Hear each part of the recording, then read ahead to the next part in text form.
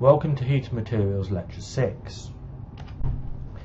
In the last lecture I looked at solidification of metal firstly in a sand mould and then in higher thermal diffusivity moulds, firstly a water-cooled metal mould and then a large metal mould, and in all cases I looked at using the semi-infinite temperature distribution to describe the temperature in at least part of the system.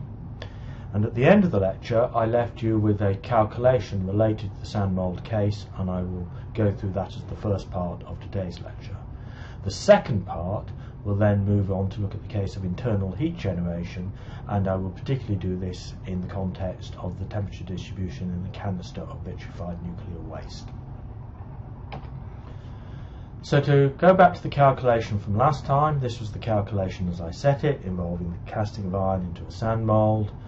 And basically I asked you how long it would take for an ingot of a given size to freeze if the mould was at an initial temperature 25 centigrade, and then I asked about the case of an ingot that has twice the dimensions of the first ingot. And I gave you the various properties that you need for the system.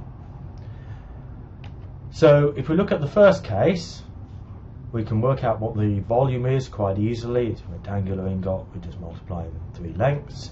Surface area is slightly more complicated because of course you have to consider all 6 sides, but there I've given you the volume and the surface area. And I've then fed that into the equation that related the time to the volume divided by the surface area squared, and you plug in all the numbers from the previous slide. You should come out with 2,371 seconds, or approximately 40 minutes.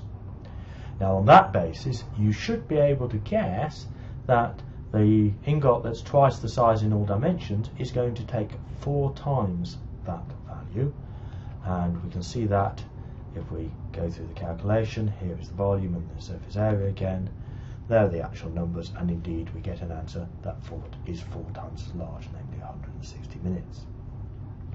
Now one thing that is very important to realise is that of course in practice the presence of corners in the mould would actually have a significant effect on both of these answers, because the underlying equations that we've used were actually based on a very simple planar one-dimensional model. So at best these calculations are giving you an indication of the time required for solidification. It's certainly not giving you a completely accurate numerical answer, and the other thing it is not telling you about is how long it then takes for that ingot to actually cool, although you can assume of course that as ever the time will scale as the square of the dimensions.